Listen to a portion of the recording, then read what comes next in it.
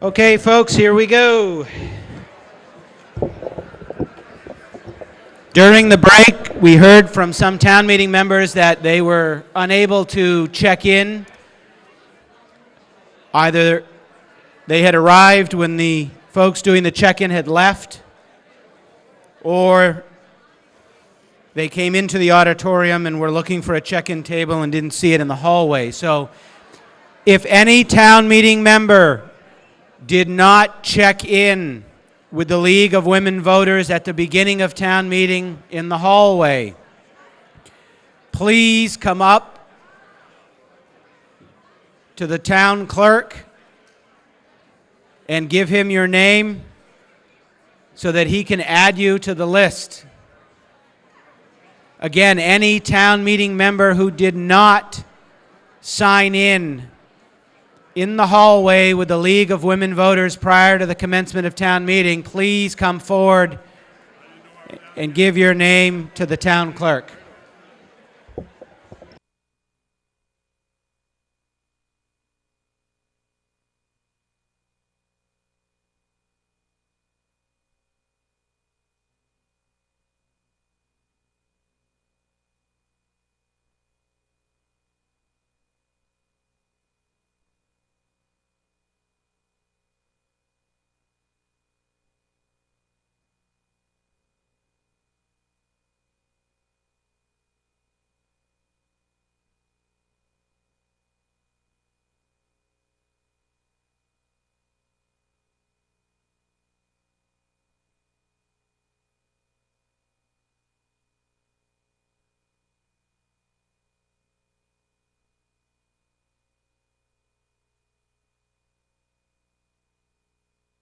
That didn't come up just now.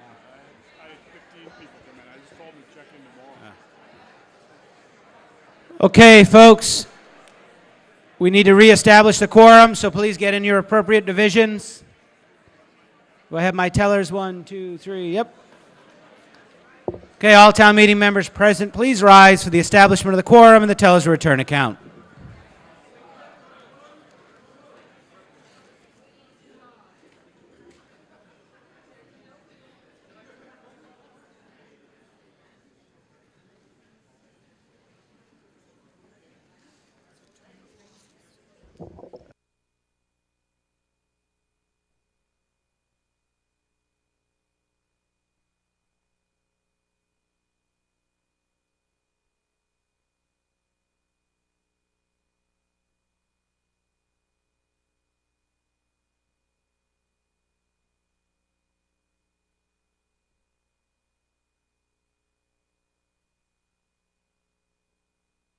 In the third division,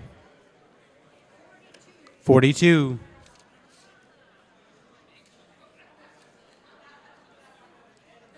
In the second division, 71. In the first and fourth divisions, 74.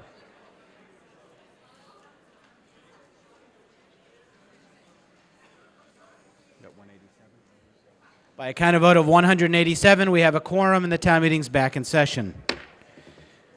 Okay, the next article that we're going to do by call of the chair will be Article 23. Article 23 is the Teaticket Elementary School article. We have some consultants that are paid to be here to answer any questions that might be necessary. So in order to be able to have their expertise here and not have to pay for them to come 2 nights in a row, where I'm going to take that out of order by a call of the chair. So the chair would entertain a motion from the Finance Committee, main motion on Article 23. Mr. Moderator, I move Article 23 as recommended. As recommended. This is to vote that the town appropriate the sum of $900,000 for the purposes of the article to meet the appropriation by transferring $710,000 from Article 21 of the April 2006 annual town meeting and transferring $190,000 from certified free cash to be expended under the jurisdiction of the school committee. Ms. Taylor.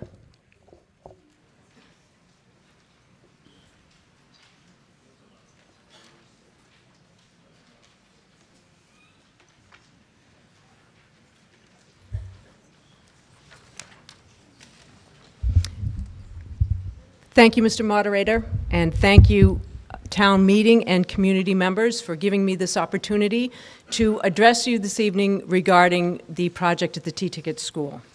I'm Nancy Taylor, the superintendent, and I have with me Mr. Patrick Murphy, who is the Director of Finance and Operations for the Falmouth Public Schools.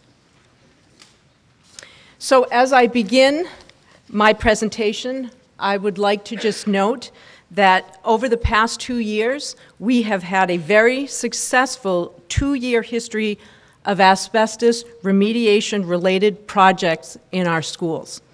These projects you see ahead of you here are 2 at the Lawrence School, 2 at Morse Pond, 1 at Teaticket, and another at Teaticket that happened over the summer, at the beginning of the summer, with the scheduled hallway ceiling tile replacement. The reason I bring this up is because I think it's important to note that the same contractors or combination of contractors that helped us through these projects were also the contractors that we used at this latest project.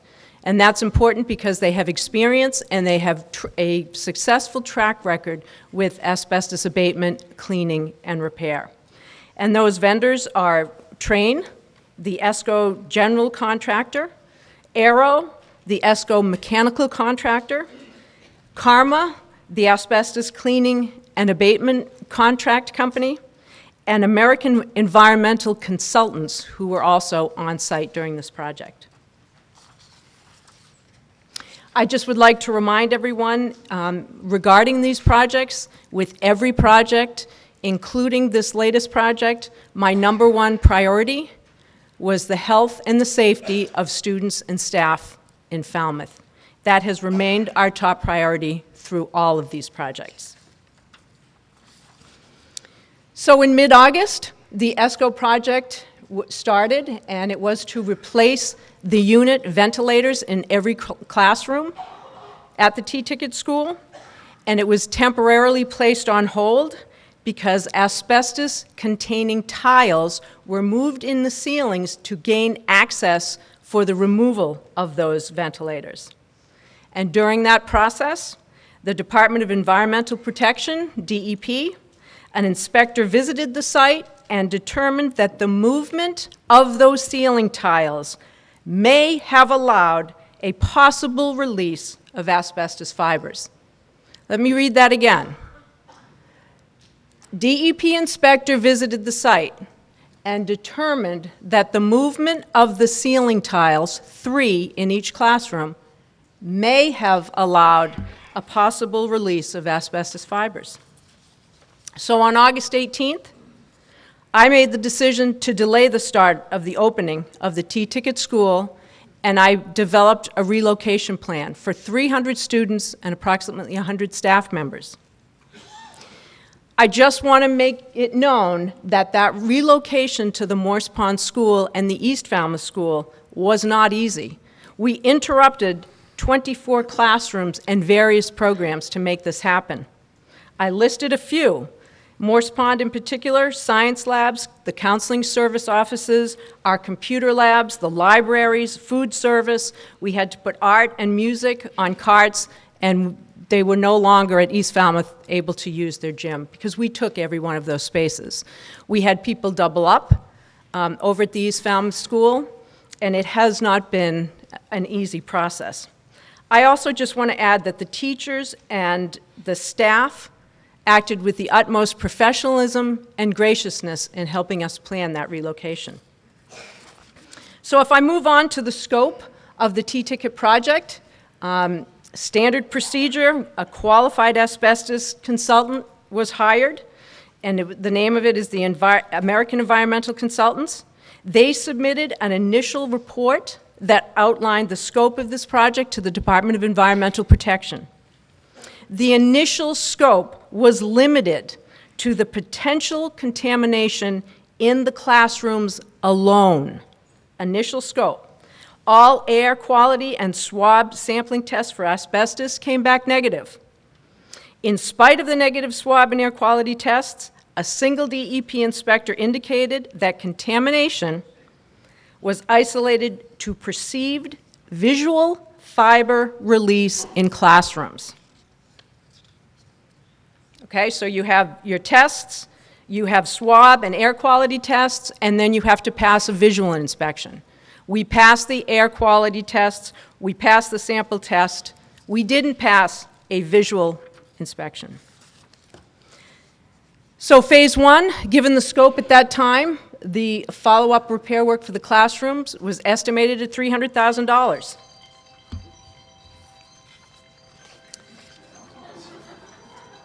I like that music.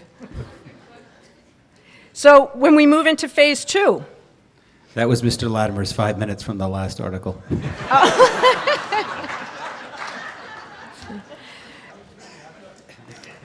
when we walked into phase two, we had a DEP inspector subsequently raise concerns about the potential of ESCO workers cross-contaminating non-impact spaces. What does that mean? It means walking in between the classrooms and into the hallways, into the kitchen. They were concerned about cross-contamination. That same inspector determined that the further remediation was mandated. They make the rules. This included all areas in the Teaticket school, and those areas were separate and outside of the classroom. So now the scope is getting bigger. First it was classrooms, now they're talking about cross-contamination, now they're talking about non-impacted areas. And further complicating that process is that the regulatory process, the inspectors and the regulators from two separate state agencies, Department of Environmental Protection, Department of Labor Standards, claimed partial regulatory jurisdiction. So we were going back and forth between DEP and DLS. And if they disagreed, then we had to then go back and fix whatever they told us to fix. So at the conclusion of phase two, the total estimated cost for the containment, the cleaning, and the abatement and follow-up repair work now expanded to $650,000. Because if you think of how the scope changed based on the regulatory inspections, it got bigger and bigger and bigger. And if you don't comply, you don't pass. We walked into phase three of the Teaticket project. American environmental consultants, again, each step of the way had to submit a plan and have it approved by DEP. It was a plan of the work that they were going to do. DEP and DLS inspectors subsequently determined that metal ceiling grids in every ceiling in every classroom could not be decontaminated and needed to be removed and replaced as part of the cleaning, abatement, and repair process. The first plan, we included decontaminating the ceiling grids. The plan was approved. They came back and they subsequently determined that that would not work. So think about it. You take all the grates down, you clean them, you put them back, and you fail. So now we have to take them down and replace them. So the additional mandates requiring removal and replacement also required two separate contracted services. That meant Karma, and remember they're the asbestos and abatement contractors, and Cape Cod Insulation. So the regulatory agencies then raised yet an additional concern. And the concern this time was that upon the removal of those ceiling grids, the remaining insulation could possibly contain asbestos dust. The determination was made solely on a visual inspection. But guess what? You have to fix it. So all the grids and the insulation were removed and replaced, which also required all the lights in the classrooms and in every ceiling come down, you put in the insulation, you put the grids in, you put the insulation in, then you have to rehang all the lights. So at the conclusion of that phase, the total estimated cost for the containment, the cleaning, the abatement, and the follow-up repair work of all areas swelled that cost to $900,000. Ms. Taylor, we've hit the 10-minute mark, so can you let us know how much additional time you'd want to request from town meeting? 3 minutes? 3 minutes. All those in favor an additional 3 minutes signify by saying aye. Aye. All those opposed, no. The ayes have it by the 2/3. Ms. Taylor. Thank you. So, in conclusion, I just want everyone to know that with the regulatory agencies, we fully complied with all of their mandates. Our final state regulatory clearance for all classrooms has been completed, and we have now returned to the original ESCO Phase 2 part of this project, which was their primary assignment to replace the unit ventilators in every single classroom. And that was the original plan.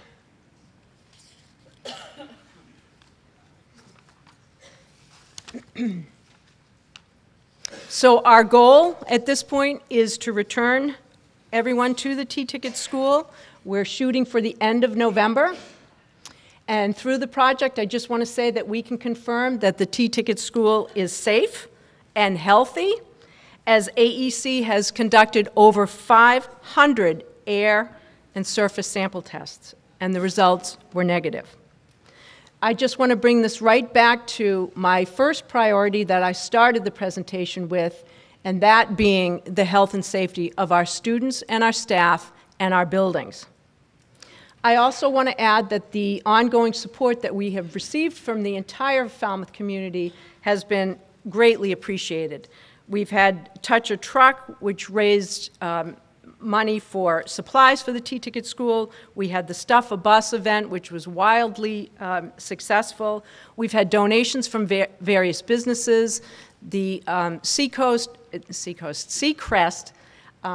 offered us a day for Teaticket families and kids and staff on a Sunday. It was wonderful and very well attended, and we have felt very supported through this process. It has not been a journey without bumps, but we certainly have worked very closely with the town offices to complete this and to make sure that that building was safe enough to return our students and our staff. Thank you. Okay, discussion. Mr. Cook.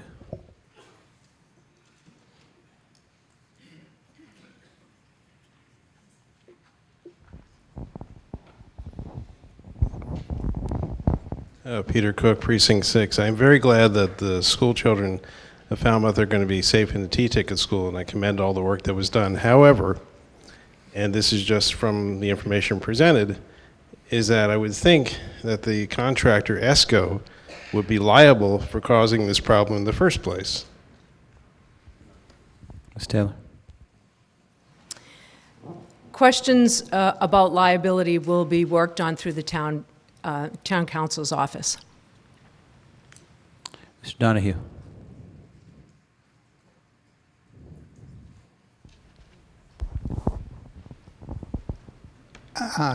Through you, Mr. Moderator, I have a couple of questions.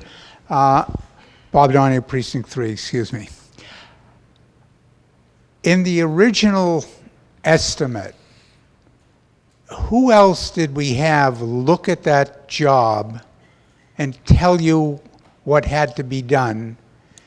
And as a second question, would you think it be advisable that perhaps the town should look to have in the future at some time our own group of expert engineers look at these jobs that are over, let's say, $100,000 to see if they see something that your people don't see and might save us this kind of a, quite frankly, it's an embarrassment. I think it's a big embarrassment to the school committee and school department, not your personal fault at all, but this is the second school problem that we've had, that budgets, even in the windows, there were things that were done in the Lawrence School window project, the need of having a gutter, the need of having work done on the roof. Maybe if we had our own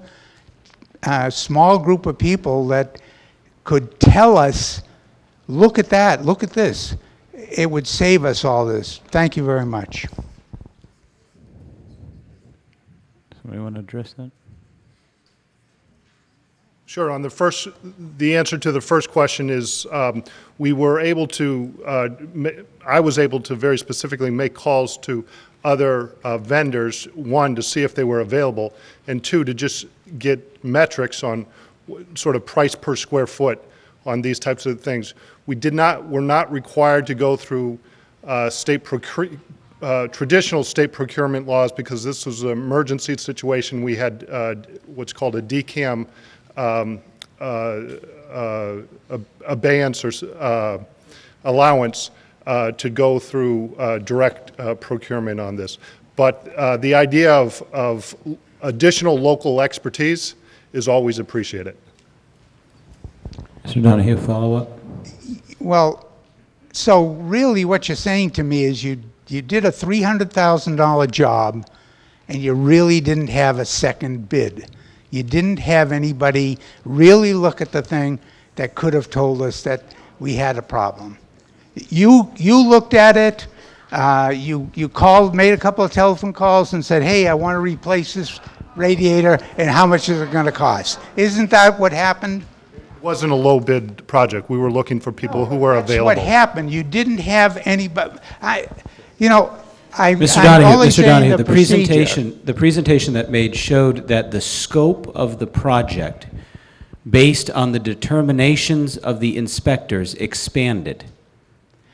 Yes, because we didn't have anyone of qualification look at the job. No, it's because you got some inspectors that are going to have some because we didn't answering to do to their state rep and their state senator when this project's over, okay? That's the reason. Dr. Antonucci.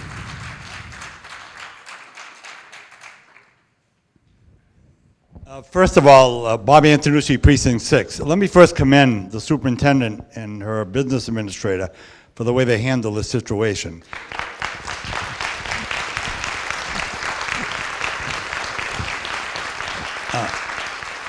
Miss Taylor and Mr. Murphy make a great team. Peter Clark's here, I'm here. I sat in her shoes and walked in her shoes. We had the same problem here at the high school when the smoke tower went down. That project started out like at $500,000 and probably ended up at $2 or $3 million. You have no control over it. There are going to be other problems in Falmouth. We start looking at the East Falmouth School. When you start getting into that ceiling, she may be back here again. But what she did is recognize the problem, acted very quickly, kept everyone in the loop, communicated, and took the interest of the students first. So we should support this article. The work's being done. Get the kids back in that school. Let's celebrate a victory. Let's not micromanage this project. It's been done enough. Good job, Nancy. Good job, Mr. Murphy. Mr. Young. Mr. Young. Microphone to the right. As Bob Young, Precinct 5, as Bob just said, he stole my thunder. I want to commend Superintendent Nancy Taylor, a new superintendent who had a terrible situation thrust upon her, and her attention to this is very commendable, and we can all thank her very much. My question regarding this article, and it'll probably end up in Jennifer's lap, is I don't understand how we can come up with $700,000 or $900,000 from a 2006 bond issue for the library. This is money we voted for the library, and now we're going to take it and use it for the school. The job's been done. We know we have to pay it. If we need $700,000 from this unused 10 years sitting somewhere, why not get it from Nick Lowell's pocket? He saved us $700,000 with those windows. Yep. Yeah, we have a presentation on that, on the funding issue here. Ms. Petit.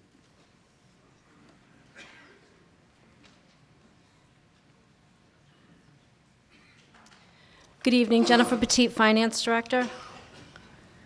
The funding for Article 21. I was recently, well, as you know, we always monitor interest rates, and as I was having conversations with our financial advisor, we had an opportunity for refinancing. And part of the refinancing was money that we've had on the books from the library renovation, and it's about $710,000. And let me tell you a little bit how that got there. During the library project, certain amounts are borrowed, and when the money's borrowed, we pay the contractor and we pay the project. At the end of the project, $710,000 was borrowed, but the project was completed. It was part of a $4.5 million borrowing. So when we bonded it, what that means when we bond something is that we start paying back principal and interest. So we had $710,000 on the books, and we're paying principal and interest on that. And we haven't spent it because the project has been completed. And when contacted by the financial advisor and having discussions with bond counsel, when proceeds, and this is an excerpt of a letter that was sent to me from bond counsel, when proceeds of a note or a bond remain unexpended after 3 years from the first date of issuance, it can jeopardize the tax-exempt status of the note and or bonds. That money needs to be reappropriated and spent immediately. We want to refinance this debt, to a lower interest rate. Next slide, please. So in order to refinance these bonds, the proceeds need to be spent immediately. And bond counsel has determined that the town can reappropriate the funds to the Teaticket school project, since the town would be able to borrow for the same length of time. And that's when you have money that you've borrowed under a borrowing authorization, you can borrow it for a maximum length, a useful life. And so for the library, it was 20 years. So we can reappropriate that money for another project for 20 years or more, meaning we could appropriate it to the SOAR project. It just needs, it's really the length of term, not a like project, like a similar project. I also wanted to mention, it was asked that I mention this, is that I've known, since I've started working for the town of Falmouth, that the money's been there, and have been trying to think of a way to reappropriate it that would, wouldn't cause such a stir. And I was always thinking about maybe the, not that I want to bring this up, but one of the selectmen has asked me to bring it up, is that was always thinking about appropriating it for the senior center, but it would have been to the construction. But since we have this refinance opportunity, we want to make sure that we spend it immediately. And also, as I stated, it's all stated under Mass General Law, Chapter 44, Section 20. Such balance may at any time be appropriated by a city, town, or district for any purposes for which a loan may be incurred for an equal or longer period of time. That just states what I've been mentioning to you. Next slide, please. Okay, so when we borrowed about $4.5 million, so that's the reason why we're doing it, so bear with me here. So we borrowed the $4.5 million, we're paying principal and interest on that since 2009. So what's left of that borrowing is $1.9 million, 1.925. Now, if you remember too, the library renovation was a debt exclusion. So it was a borrowing authorization, and then it went to the ballot for a debt exclusion. What does that mean? We're allowed to exclude that over Proposition 2.5. We can raise that over Proposition 2.5. So for the last several years, when we exclude the debt, it's the principal and interest every year. It's not when we borrow the $4.5 million, that doesn't get thrown on the tax rate. It's when we pay them back, the principal and interest. So now we owe $1.9 million is left. That's what we were looking at refinancing. $710,000 of that is going to go to the Teaticket school. That's unexcluded debt, didn't go to the ballot. So we don't want to exclude that from Proposition 2.5. So how am I going to do that? So when we set the tax rate, every year we fill out a form. It has the principal and interest excluded over 2.5. And so I won't exclude this. I'll amortize, we have 7 years left. I'll take the $710,000 over the next 7 years. It's about $100,000 a year. We'll put it in the budget. In April, I'll request a transfer of $710,000 from free cash into the debt stabilization fund. We've done that before, and it will probably be more money because we want to put some more money aside from the capital projects to stabilize that levy. And then over the next 7 years, when we vote on the budget, you will see a transfer in from the debt stabilization fund of approximately $100,000 a year to pay off the non-exempt debt. So I will not raise that $710,000, cannot go on the tax rate, cannot be raised over Proposition 2.5. So that's how I plan on trying to fix this. Okay, any further discussion? Mr. Neto?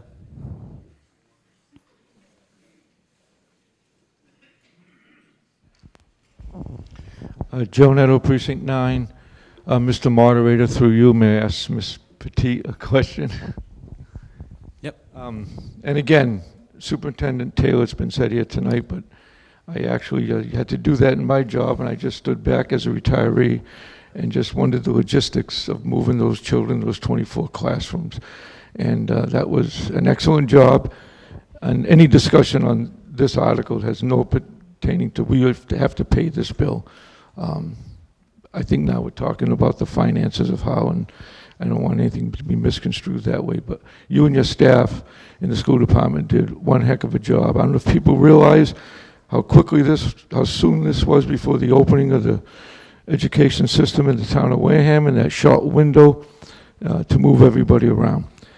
Now, Ms. Petit, what to you the question would be, I thank you for solving this, you inherited this problem, so to speak, or not problem, but all this money that the taxpayer sees sitting there. And we currently have reported between the sewer project and the filtration project, we're talking about $100 million. These two projects are roughly just under 50 million each. In the completion of these two projects, do you foresee any similar problem where we have X amount of funds sitting there that isn't available? Are you looking at that between the filtration plant? We've heard two reports. I know my house got connected to the sewer just today. But between those two projects, we're looking at $100 million. And as Ray Jack told us earlier tonight, they're on budget, maybe coming under. So with those two major projects nearing completion, and in the funding that's very complicated, which you do, would we not have this amount of money sitting someplace, since 2009? Yeah. Ms. Petit? No, I don't foresee a problem. There's two fundings. We're borrowing from the trust. In the short-term notes that we're borrowing the majority of it from the Mass Water Pollution Abatement Trust. And the way that short-term borrowing works is they give us the money when the bills come in. So I'm not borrowing it. And there's other projects that aren't being borrowed through the trust that I do keep a close eye on to make sure not, when we short-term borrow, we do borrow enough to get us through the next year or two. But when we go to bond, I do keep a close eye on, make sure that we're not bonding more than we should. And we've only bonded money through the trust, and they really tell us what that is. Thank you very much. Thank you. Okay. Mr. Finneran?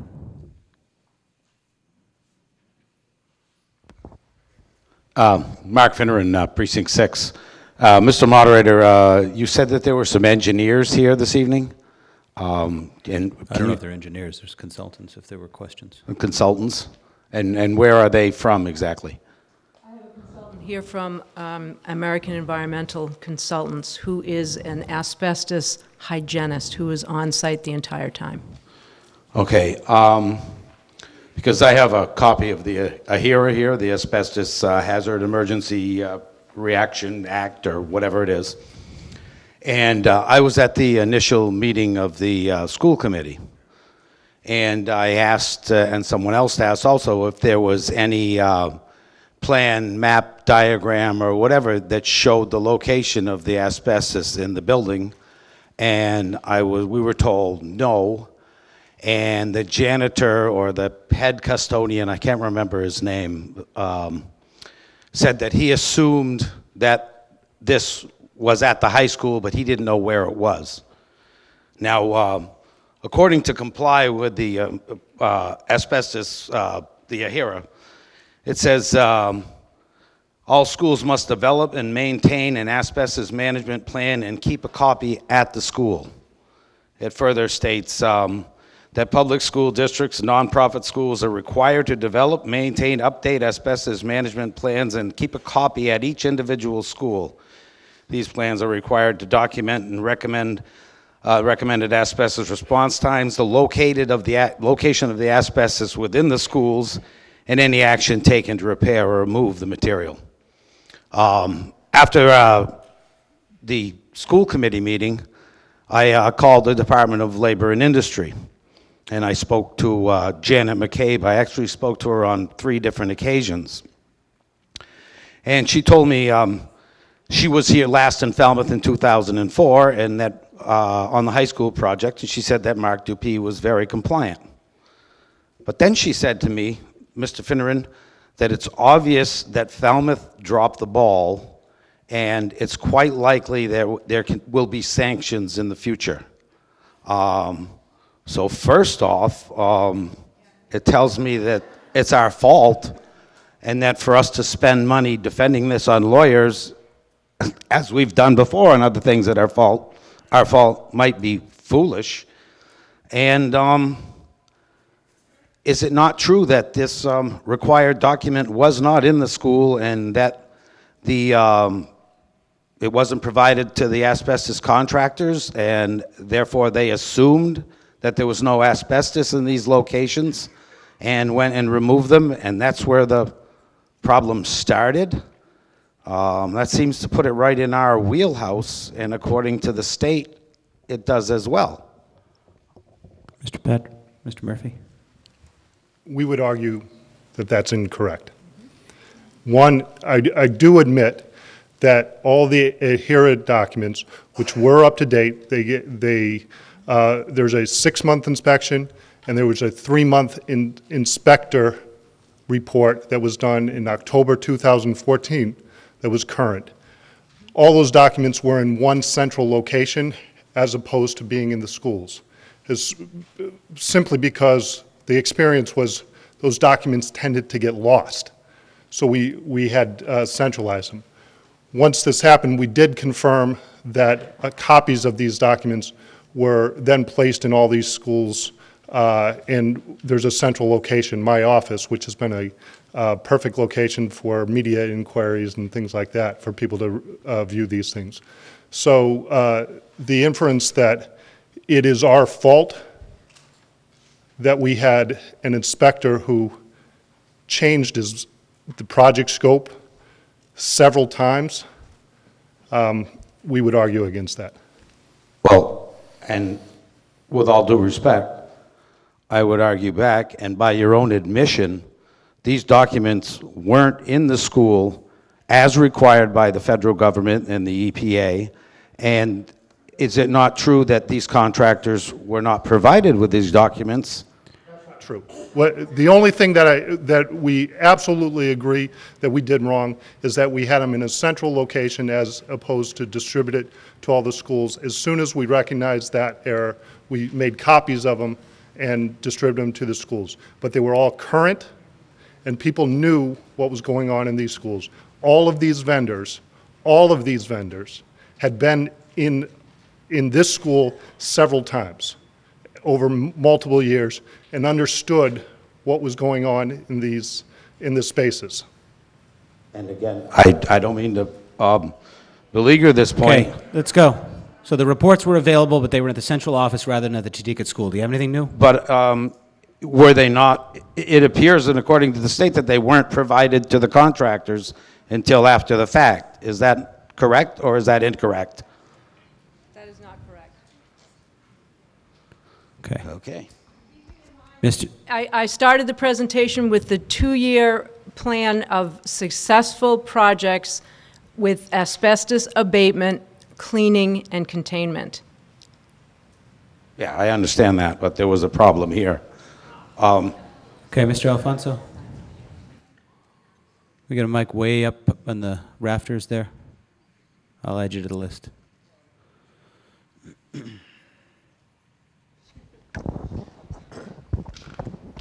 Phil Afonso, Precinct 9.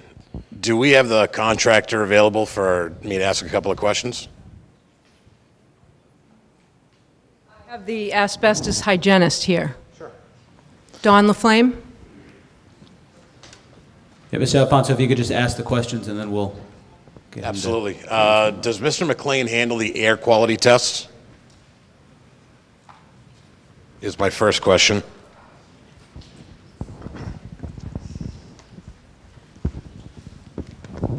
Yes, I collected over 500 air samples at Teaticket school during the abatement process. Off the top of your head, could you give me the make and model of that machine by chance? If you can't, you can't. I'm going somewhere with it. It's Relax. an Allegro high-volume pump. Is who a founder What? is? He's a town meeting member. Oh, the gentleman down answering the questions, I'm sorry. No, all right. So we got to vote to allow the consultant to speak. All those in favor, aye. Opposed, no. The ayes have it. Go ahead. Yep, go ahead. Go to me, Nick. Okay, the reason I'm asking, the air quality tests, you've done 500 of them, right? Is that what is being said? So what exactly, I see with a swab where you can put it in a chemical and you can detect asbestos. How does your air quality machine pick up asbestos? It's actually the same as the swab, quite frankly, where we use microscopes and actually collect the air through a filter, cut a piece out, examine it, and we can see any fibers in the air. Is there any more asbestos in Teaticket School besides those tiles? There is, but it's in good shape. No harm as long as it stays intact like it is now, there's no issues. How can I find out, or anybody find out about the air particulate? Is it a air particular machine? Does it show you a number of particulates in the air, or you just basically use it, vacuum it, cut open the filter, and then examine it with a microscope? We draw the air through the filter. Yep. Then it's taken apart. A small wedge of the filter is cut out. We put a chemical on that so it clears the filter, and that's where I can see any fiber that floats in the air. Okay, so there's no numerical number on the front of it? They have a clearance criteria that we're held to, which is 0.001 fibers per cubic centimeter of air.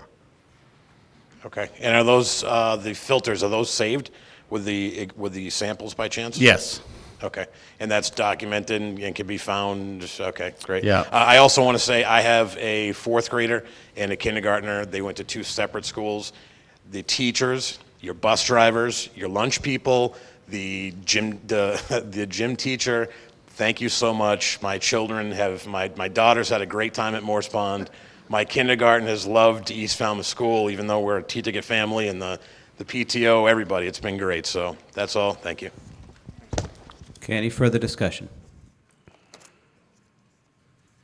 Oh, yeah, go ahead.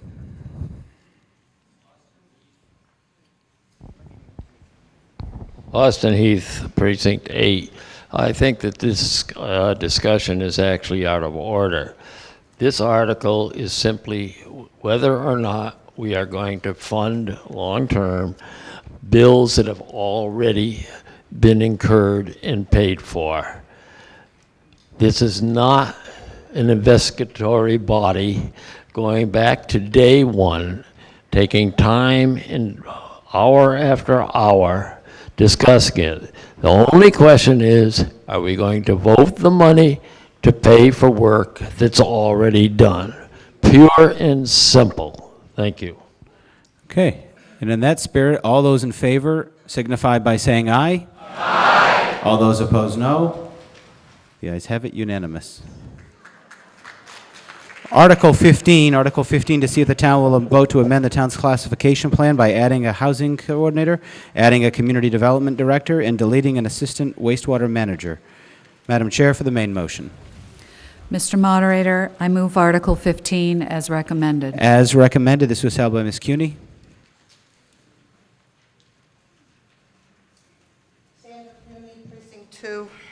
Mr. Moderator, I'd like to know if we could divide this article and take each of these positions separately.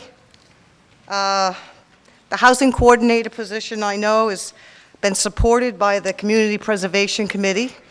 It's eligible for funding, which you did through the blanket vote on Article 31, actually fund this position tonight. But the other does not, they're two separate positions, so I'd like to know if we could divide. Okay, the question to divide is so that when we take a vote on this motion, we would vote on each of these lines independently with a yes or no vote. So in order to do that, it takes a majority vote of town meeting to divide this question up so that when we take the vote, you would vote yes or no in each of these three line items. All those in favor of dividing the question signify by saying aye. Aye. All those opposed, no.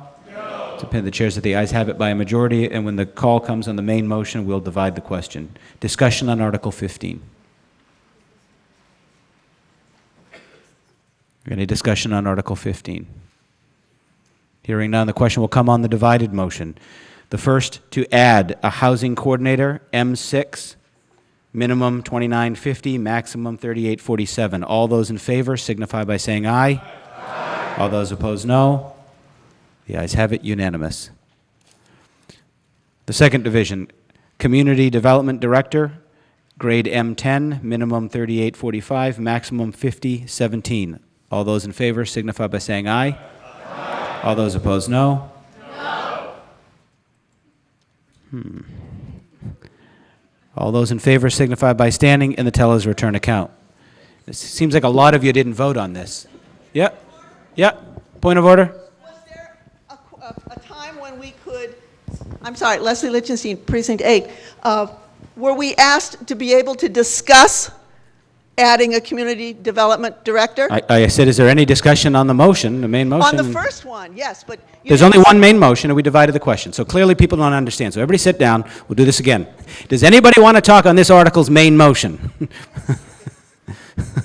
Ms. Lichtenstein. Thank you. When we divided, I did not understand we were doing the second one. It is my understanding the community development director will be in charge of a group that hasn't been formed yet. There's to be meetings in the spring to discuss whether or not we'll do this and what community development director will cover. I'm just feeling that we are funding a position and we haven't yet funded or decided we're going to have the committee that he will be in charge of. It's one of these things, if you make it, they will come. I think we should have the meetings in the spring and decide whether or not this position is needed. If the town decides that it is needed, then we add the position. I'm not sure we should add a position and then in the spring have meetings. Okay, Mr. Sousa. Thank you, Mr. Moderator. Julian Suso, Falmouth Town Manager. Just to clarify, first of all, this position's already been created.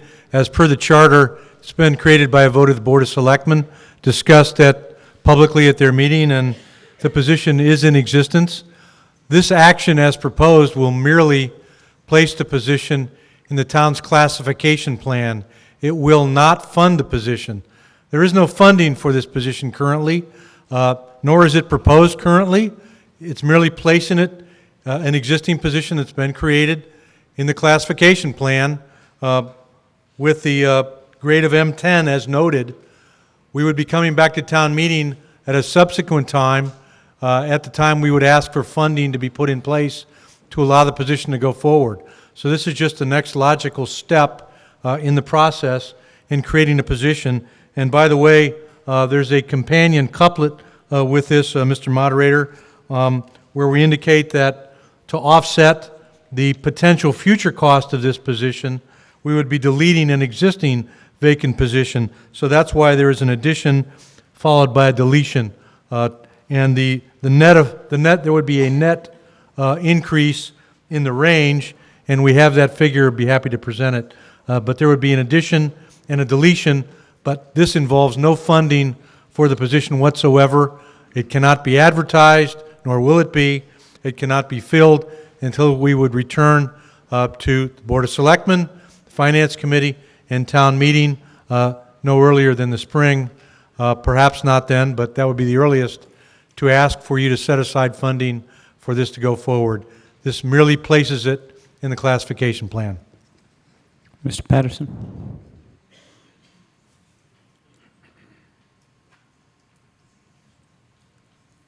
The creation of this, Sam Patterson, Selectman and Precinct 2 town meeting member. The Selectmen placed this on the strategic plan 2 years ago. It's still on the strategic plan. Why? Because things are always changing. And if we're not keeping our eye on what the impacts of those changes are, we're going to slip behind. I worked for 2 different general managers, and their mantra to their lieutenants basically was, fail to plan plan to fail, or at least don't succeed as well. Of course, it was a competitive, free enterprise kind of business, but we should have the same kind of sense of let's take a look and make sure that we're looking at those factors that are going to be changing our community and do our best to adapt to them in the most constructive and advantageous way. And so I think that's what's been driving. What are some of the symptoms? We've been told that Barnstable County is the 5th oldest county in the United States. That wasn't true when my family and I moved here 25 years ago. That's a change that's going to impact how this economy and our economic vitality works. We know what the information technology world is like, the technology that is now internet service is considered to be part of the infrastructure that a community depends on. We have this enormous open Cape internet capability that supplies the Woods Hole Oceanographic Institution, Marine Biological Laboratory, all of the town buildings, all of the schools, the library, but most people and businesses cannot afford to connect to it. It's an enormous capability that certainly in the 21st century is going to have to be available to us if we're going to be able to adapt and maintain our economic vitality. If you look at what's been happening to the traffic coming into this town on 28 coming down MacArthur Boulevard, and then from the east coming in through East Falmouth, there are huge backups of people who are commuting in here, many of whom are here to do work in this community because they can't afford to live in Falmouth. The last few department heads that we've hired here, we had to make exceptions for because they could not afford to relocate to Falmouth. These are all factors that are impacting us.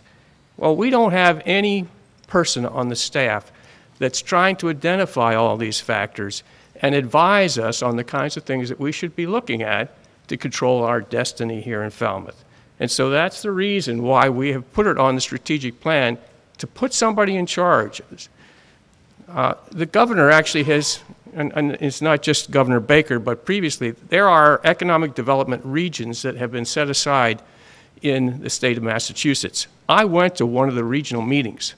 There was nobody from our staff or any of our committees represented on that meeting. And it was a strategic planning meeting to kind of advise. There were community colleges represented so that they could provide the education for the kinds of jobs that various communities thought that they would probably need to support their economy.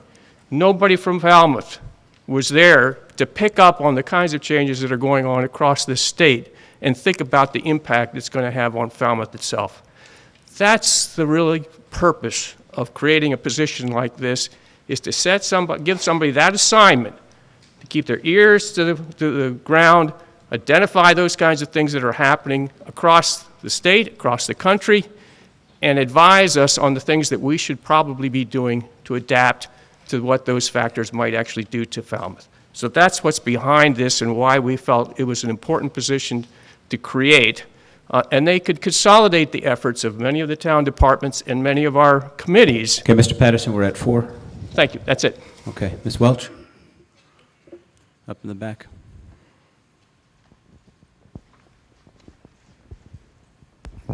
Kelly Welch, Precinct 2. Did you want to stay with the same topic? Because I would like to actually speak on the assistant wastewater. No, okay. The debate is on the whole article, Okay, the just main wanted motion. to make sure if you Only wanted when to we go to the vote will we take the vote line item by line item. So we're debating the main motion, which is these 3 things, but when we take the vote, we'll vote on each one yes or no individually. Okay, I just didn't want to make it confusing. So I would like additional clarification on how, with the addition of so many major wastewater projects, we could possibly be eliminating a position in that department. Have job duties been reassigned, job descriptions changed, or are we just expecting Ms. Lowell to do the job of 2 people? Mr. Sousa? Certainly, Julian Sousa, Town Manager. The projects to which you refer are nearly completed. The lion's share, as has been reported earlier. So we have determined, prior to filling the position of wastewater superintendent, which, as you know, Amy Lowell has ably accepted, we've made the determination that the assistant wastewater superintendent position is not needed as a long-term position in the town's organization plan. And it was a temporary accommodation that was needed for circumstances at that time, but again, we have determined through an internal analysis that that is not needed going forward. And in Amy Lowell, we have a highly qualified person as wastewater superintendent and appropriate support staff in the wastewater area to carry out the mission of that department. Okay, Mr. Heath.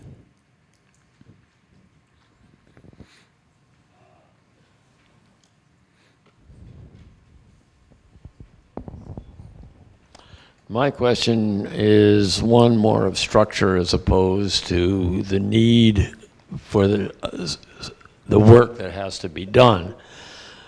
I was on the Charter Review Committee some years back. I'm a big believer in charters and constitutions, that I would be interested in hearing how this is compatible with the charter for the planning board, which has specific responsibility for this task. That's part of the charter. The need is there. There's no question the need is there. I'm questioning the structure and how you rationalize or answer that question. Sousa? Certainly, Mr. Heath. The planning board is only one of several boards and commissions that this position would be working in tandem with. Certainly the planning board's an important one. Also be working with the a number of other departments, including the zoning administrator, the zoning board of appeals, conservation commission, our conservation administrator, our building commissioner, our board of health, and our health agent. That's an example of a number of boards and commissions. Also be working in tandem with housing-related agencies and the historical commission as well. So it's really a synthesis position working across and with several existing departments along the lines that Selectman Patterson has described, and is a really an appropriate consolidation, as he noted, and which does appear for the second year now in the Selectman's strategic plan. The process that's underway currently is an analysis of alternative structures for that, for bringing all these permitting agencies together. It is not an analysis as to whether this position is needed. It is clearly needed. It is about how to pull that structure together, working in cooperation and respect with all of our present boards and commissions. And there will be that alternative report issued to the Board of Selectmen and the community in the spring of the coming year. Ms. Peterson? Mm-hmm. I don't have Judy. Judy, okay. Hi, Laura Peterson, Precinct 3. The Community Development Director, I think I would be excellent at. So as a position, it's a very good position. But I believe the rate that you're talking about, I did some quick math. This is like a $90,000 a year position. It could be higher, it could be a little lower. And so if we don't have, the work that you just mentioned that's going to be done to sort of flesh out this position a little bit more, it just seems like a lot, another layer being put into our town government that I don't feel like, as Ms. Lichtenstein said, I don't feel like we have all the details on it yet. And the only other piece that I wanted to say is it would be possible to bring it back and then ask for the funding then, like we did with the housing coordinator. So thank you. Okay, Mr. Clark?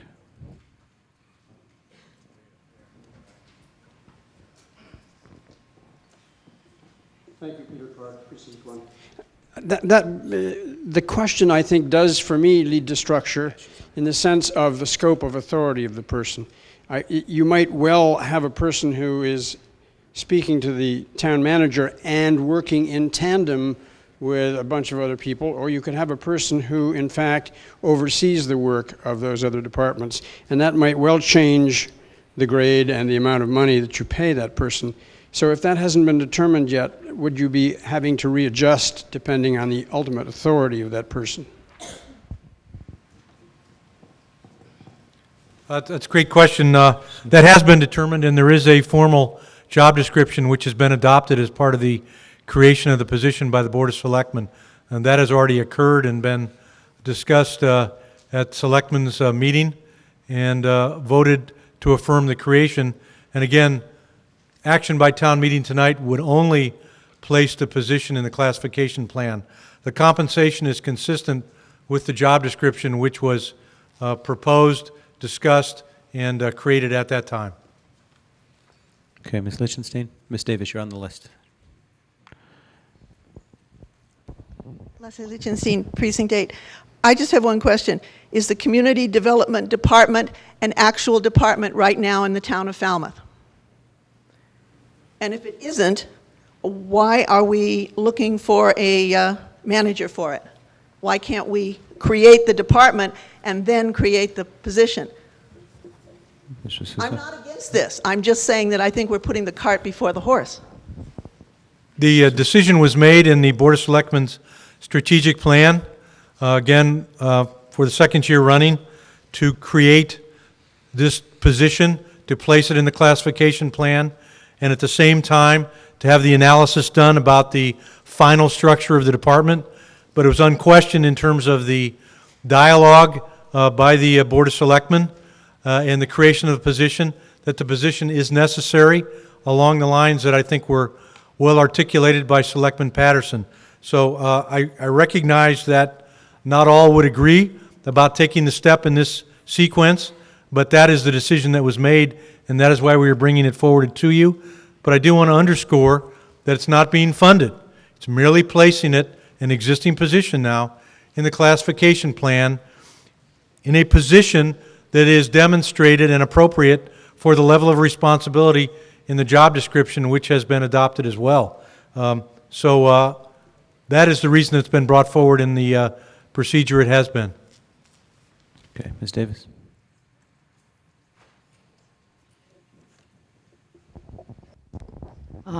Excuse me, Linda Davis, Precinct 8. My question is, how does the proposed status of this position and how town meeting is asked to deal with it compared to the vote the town meeting took to support the position of a solid waste manager? Town meeting voted for a solid waste manager. That position has not been filled. How does that situation compare with what we're being asked to do today? Mr. Sousa. Town meeting voted to approve the position of Deputy Public Works Director, and the job description which was presented at that time included responsibility for all solid waste management duties. That is the way that was accommodated. It was approved by town meeting. It was placed in the classification plan, and Peter McConerty is our incumbent. Yes, I understand that, but I don't know if that had been made absolutely clear to town meeting that change would accommodated that new creation of that. I have no trouble with those duties being placed somewhere, but I have trouble with the fact that that position, which had been recommended as early in the 1990s and finally got to town meeting and supported, was reshaped, let us say. Okay. Thank you. Yep. Mr. Neto? No. Mr. Mustava? Yeah, she's up. You're on the list. Ahmed Mustafa, Precinct 4. Mr. Moderator, computers are a terrible thing. When I first heard about the computer development director, I started going into the computer, checking and so on and so forth. It led me to Mass General Law, Chapter 40R and Chapter 40S. Now, Chapter 40, as you well know, are the rules and regulations that the town falls under. However, it also led me to 760 Code of Mass Regulations 59, and in there it says Department of Housing and Community Development Department. And then it goes on and say, it is the purpose of Mass General Law 40R and 760 CMR 59 to encourage smart growth and increased housing production in Massachusetts. There's a lot of paperwork here on the different things. I'd just like to find out, because this is all going to be on record, exactly what your community development coordinator is as compared to what Mass General Law says. As I noted, we have an adopted job description for the position, and anyone is welcome to compare the job description, which has been voted and approved for this position, with whatever it is you're describing. But I want to note that we're guided by the town charter and by the interpretation of town council in terms of the way that we proceed. And statutory issues do not always take precedence over the town charter. I don't know in that particular case, but I want to be guided by town council. But we're happy to contrast the two issues that you bring up with the job description that's already been approved. Okay, Mr. Latimer. Mr. Neto, I'll add you to the list.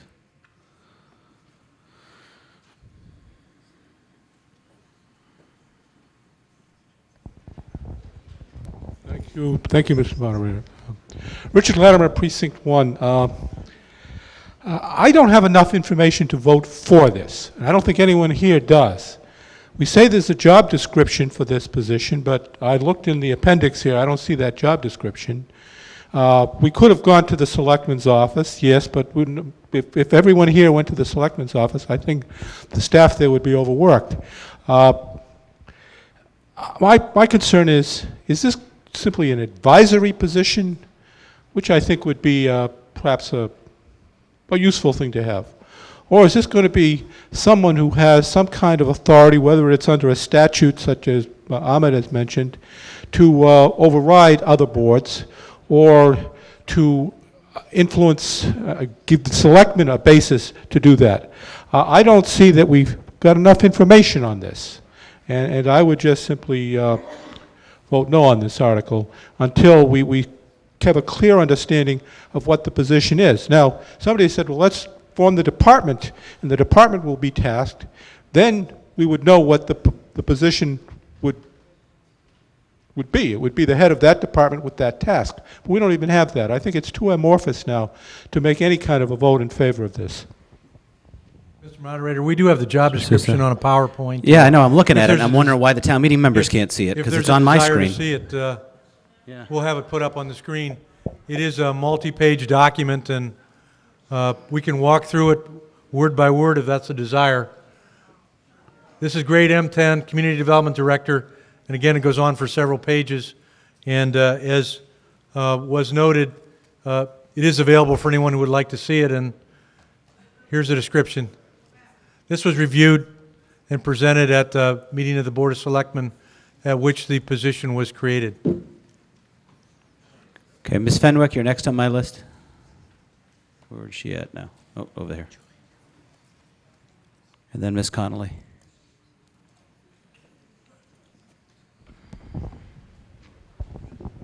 Judy Fenwick, Precinct 1. I see another instance of where we're coming to change, the idea of change very slowly. So I just want to clarify a couple of points I've picked up so far in this discussion. The position has been created. The Community Development Department has not been fully fleshed out in a description that we as a body can see. Is that correct? Mr. Suso. That is correct. That would be forthcoming prior to your being asked to fund the position. Okay. And when you come to us to fund the position, how will the budget show that this position would be there? Is it going to be in a line item for the department? I can't say at this point because it's premature, but I can assure you that it will be flagged as an independent position with a dollar amount attributed to it, and a certain date at which that position would be filled, and no sooner. And one last question. What's the timeline on fleshing out this new department? We anticipate that the study that's currently underway, some of you who are members of boards and commissions have already spoken to the consultant. I know not every board and commission member, but selected ones from each affected board and commission have already been sought out and been interviewed. What we anticipate, Ms. Fenwick, is late winter to early spring of the coming year for alternatives for the department structure to be presented. Okay, Ms. Connolly, up in the rafters.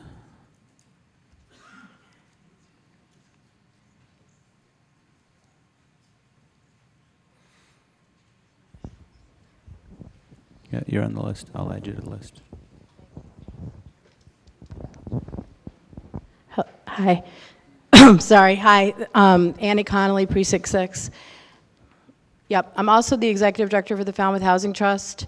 This Community Development Director position is important for anybody who's trying to do any development or business with the town of Falmouth. As it exists now, the towns, and this is not a shot at anybody, the departments are, I guess the nicest way to say it is the interfacing isn't always as smooth as it could be. This is an effort by the Board of Selectmen and Julian to streamline that process. It's an effort to streamline any new development coming into town. So Big 40B rolling into town would meet with this person. They would hear firsthand what the town wants out of a massive development. And we would be able to negotiate with developers. We'd be able to be in a much better position. This body just voted the housing coordinator position, which is personally extremely exciting for me. However, that person's going to be flying out there by themselves, reporting directly to the town manager, who does a great job, but he does not have the ability to personally supervise all the housing-related issues. This community development director would be the housing coordinator's direct report. Reverse that, sorry. The housing coordinator would report to the community development director, and it would include, my understanding is zoning board of appeals, planning, building, health department, affordable housing, historic preservation. So it would really give a one-stop land use department and a vision for future development. I think it's incredibly important. You're not being asked to vote on money, being asked to vote on the classification.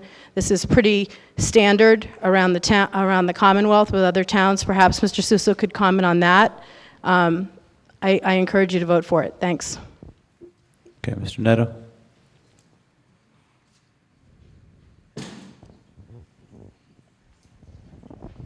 Joe Neto, Precinct 9. Fellow town meeting members, no position in the town is created unless we vote for it. As I stand here as a town meeting member with my warrant book, which is supposed to give me the information that I'm supposed to use to form an opinion of how to vote. And sometimes we get handouts as we walk through the door, more information. If you take what's been given and written in this warrant book, I'm not saying that this position is not needed, or any of these positions are not needed, but I cannot agree with the process that the Board of Selectmen have taken to give us to create this position. Mrs. Peterson, you're a little short. If you just round it off at $50 an hour, times a 40-hour week, that's 2 times 52 is 104, plus benefits. That's quite a position for me to create with one paragraph of information. I cannot support the creation of a position with such little information. I have heard different things. I haven't seen anything in that quick. What this person, not he or she, is going to oversee. Now, that's great that the Board of Selectmen have created a job description. Wouldn't it have been nice if they shared that with us? The group that votes whether or not we're going to put this into our town management plan. And then, I was here in town meeting, as I'm sure some of you were, on the last one, we're leading the assistant wastewater manager. I was never told that that was a temporary position. It's very difficult to talk about these positions, one where we have somebody who was in. I have a hard time accepting that explanation that things are going so smoothly. I told you earlier, I just got connected. I'm number 95 that's been connected to the sewer. It boggles my mind how we can add 1,500 units to the sewer system and we're going to get rid of the assistant wastewater manager? Those of you that own private businesses, do you increase your sales and decrease your staff? You must have some very, very efficient people. I just do not agree, and will vote against this. Some positions are clearly, they're descriptive in its nature. The chief of police wants another patrolman. I have no idea what this person, as the community development director, is going to do. I have heard people on the street, and that's nothing official. The town of Falmouth doesn't do business in the Dunkin' Donuts, it does business here. You did not give us enough, you did not give me enough information to create a position that's over $100,000 with that little paragraph down the bottom. I do have to say, the housing coordinator is kind of self-descriptive, I guess, and don't worry about the funding because we got a grant. I cannot support this right now on the lack of information. Okay, Mr. Netter, we're at provide us. Thank you. Okay. Ms. Suplat?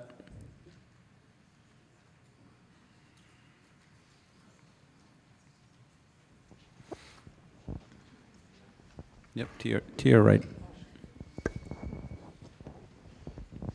Hi, Peggy Zuplat, Precinct 7.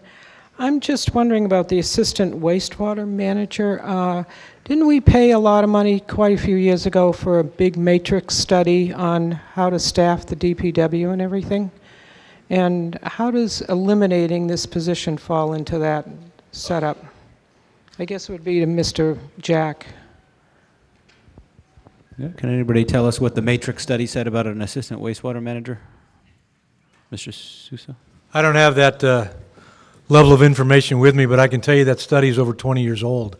So it's very, very dated, and I suspect it did not take a look at our current, anything approaching our current method of operations. But certainly happy to look at that and get back. Okay, Mr. Keefe? Point of order means I'm doing something wrong running this meeting. What am I doing wrong? Yep, we don't need that one yet. Mr. Keefe?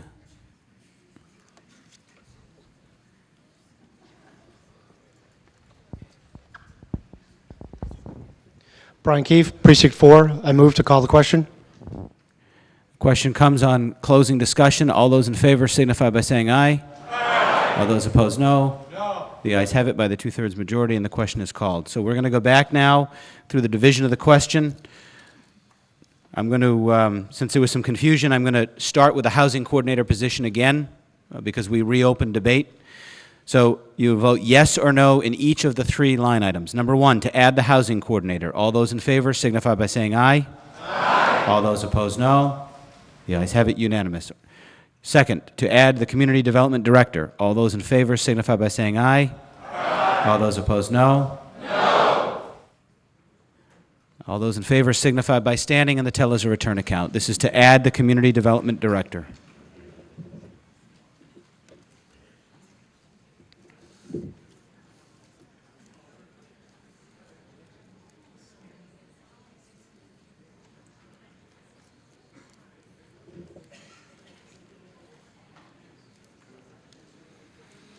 In the third division, 23. In the second division, 32. In the first and the fourth division, 31. All those opposed signify by standing, and the tellers return to count.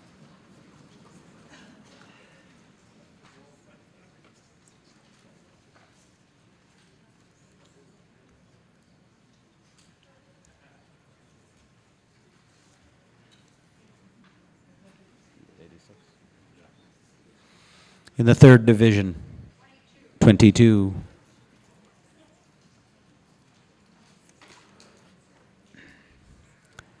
In the second division, 40. In the first and the fourth divisions, 42. By a counted vote of 86 in favor and 104 opposed, the second position is not created. The question now comes on deleting the assistant wastewater manager. All those in favor signify by saying aye. Aye. All those opposed, no. No. Let's try it one more time. All those in favor signify by saying aye. Aye. All those opposed, no. No. All those in favor signify by standing, and the tellers are returned to count. The acoustics are different in this building, folks.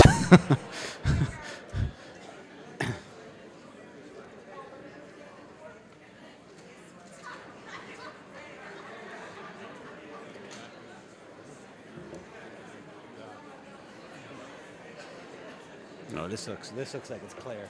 This looks clear, but it didn't sound clear. Well, this looks clear, but it didn't sound clear. Oh, yeah. Oh, well. When we do the budget tomorrow night. In the third division, 40. In the second division, 57. In the first and the fourth divisions, 42. All those opposed signify by standing, and the tellers will return to count.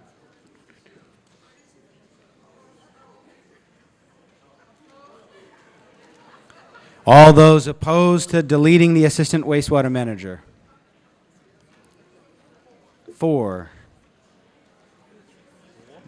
Do people change your votes on this one or what? It sounded a lot closer, man.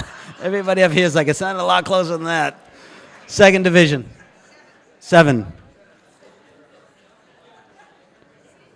In the first and the fourth division, 29. You got 40.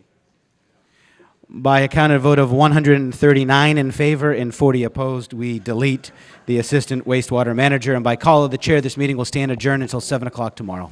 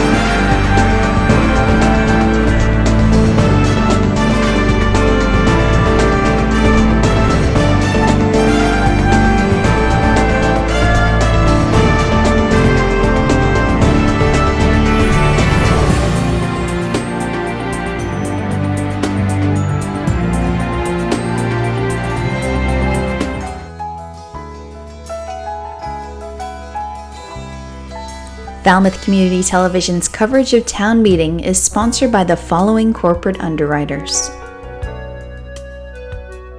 Situated on Jones Pond in the heart of Falmouth, Atria Woodbriar has proudly served the families of Cape Cod for more than 20 years. Atria Woodbriar offers independent living, assisted living, and memory care options for seniors in 2 distinct residences built with eco-friendly design and construction. All residents enjoy spacious apartments and upscale amenities, including 5 unique dining venues, a heated indoor pool, and chauffeured transportation. Atria Woodbriar, the wise choice for senior living on Cape Cod.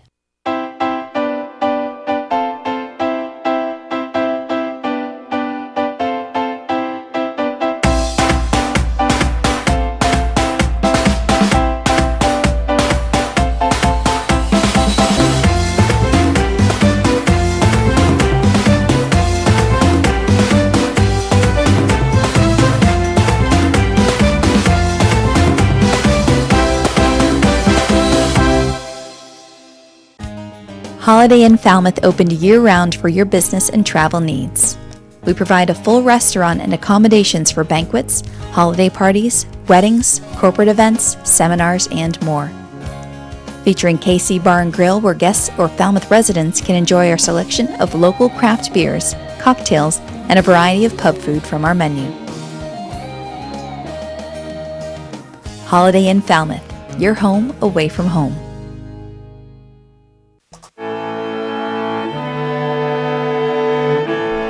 Nestled in a classic New England setting, amid 200-year-old elm trees, and charming colonial homes, stately sea captains' homes, and charming Cape Cod salt boxes, Shoreway Acres is a graceful blend of Cape Cod's past and present. Shoreway Acres, proud sponsor of Falmouth Community Television. Welcome to the Falmouth Chamber of Commerce.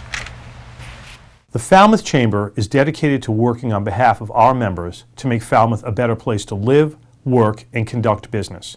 We are committed to developing the economic, cultural, educational, and civic interests of our community and welcome the support from all organizations to achieve our combined goals.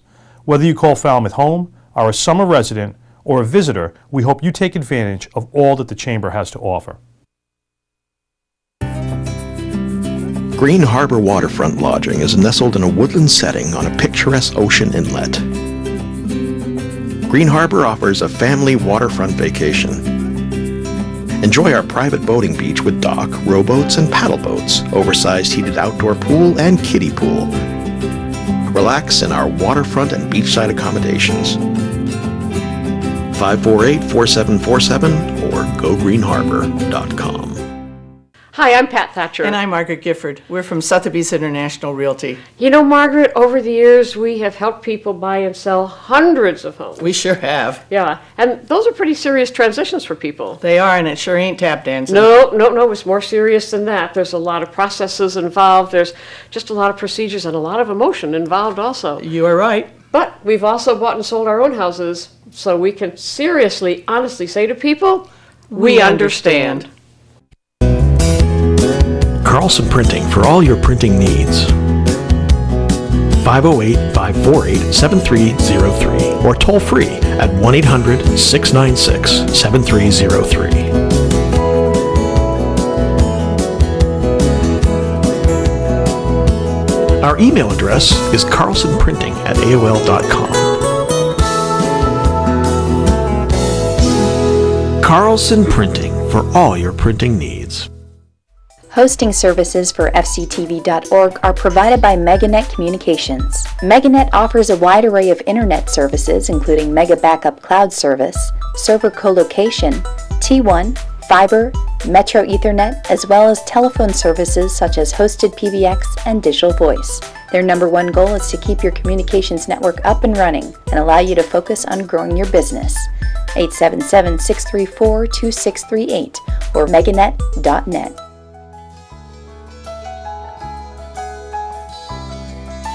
Additional funding and support provided by the following corporate sponsors. Inn on the Sound, located at 313 Grand Avenue in Falmouth Heights, offering luxurious accommodations, gourmet breakfasts, and spectacular ocean views. Inn on the Sound, an active participant in community affairs since 2006. Compassionate Care ALS, leading a new vision in ALS care since 1998.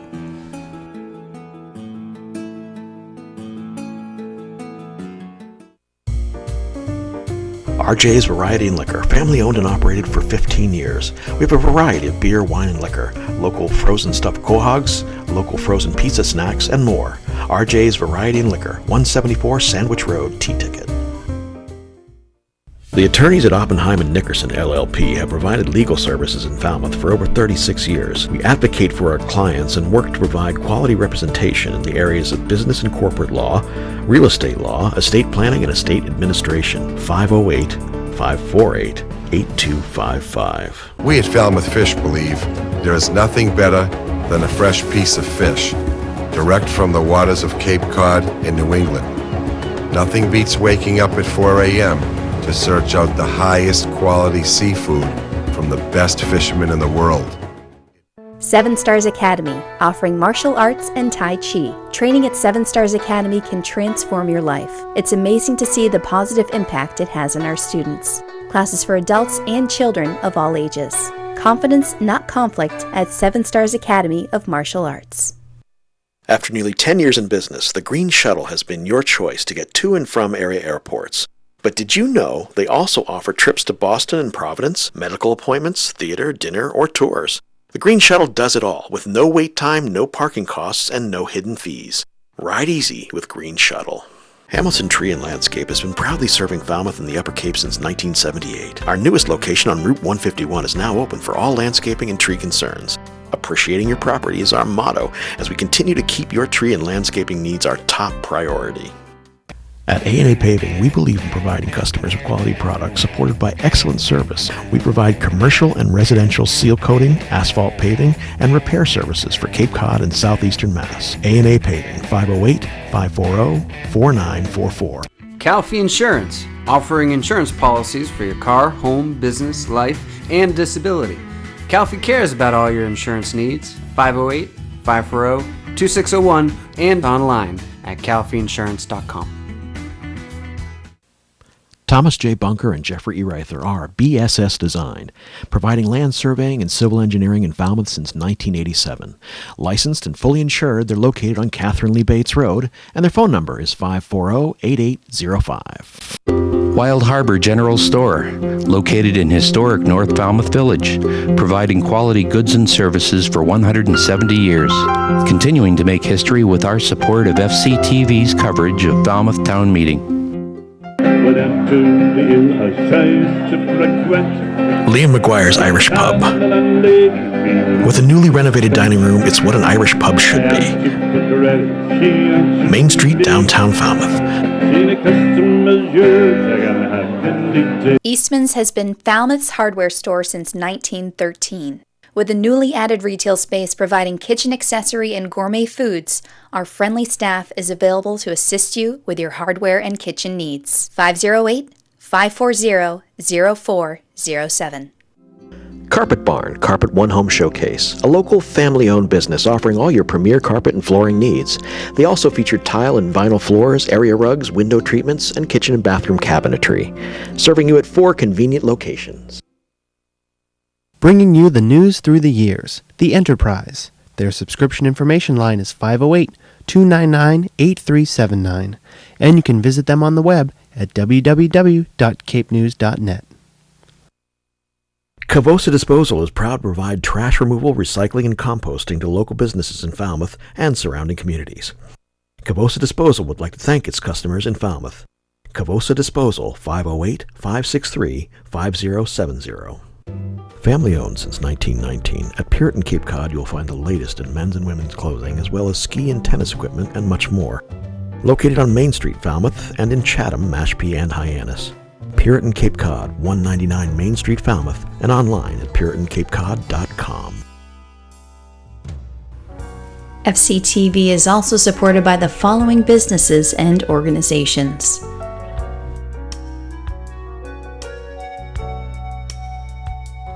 St. Elizabeth Seton Church, 508-563-7770.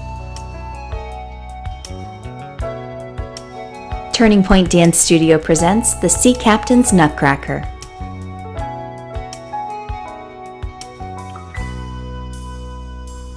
Soares Flower Garden Nursery, 508-548-5600. 5288.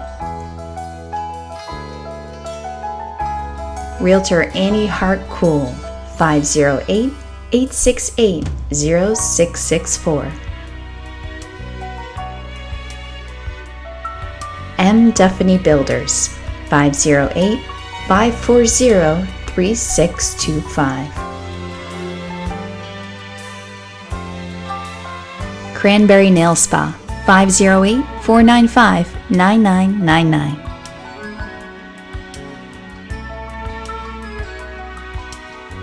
Neighborhood Falmouth, 508-564-7543. Wood Lumber Company, 508-548-3154. Danny's Barber Shop, 508-548-6013.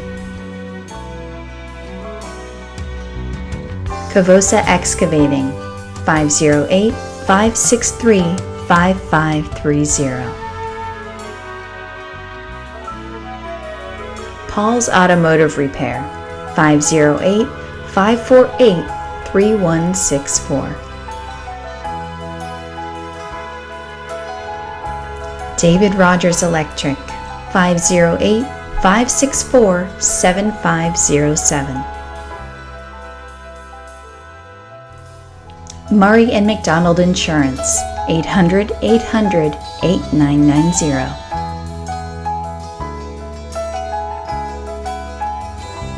The Davy Tree Expert Company, 508-548-2662.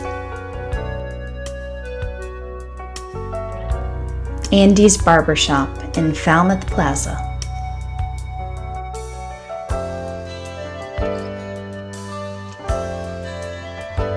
Chapman, Colin & Gleason, 508-540-4172.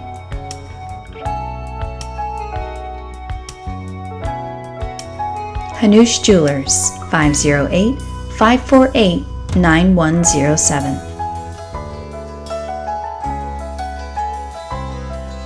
Mahoney's Garden Center, 508-548-4842.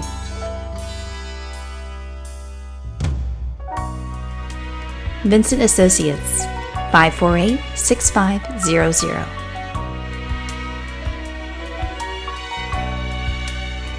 The Cape Cod 5 Cent Savings Bank, 508-457-5252. The Cooperative Bank of Cape Cod, 508-495-5010. Falmouth Chimney Sweep, 508-540-0458. Martha's Vineyard Savings Bank, 508-627-4266.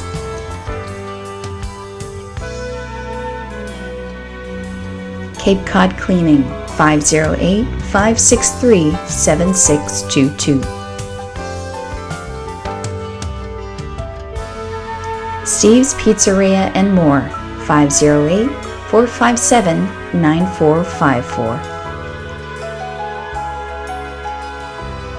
FCTV also thanks Shaw's, Roach Brothers, Stop & Shop, and Walmart. FCTV would also like to thank the Walmart Foundation for its support of town meeting.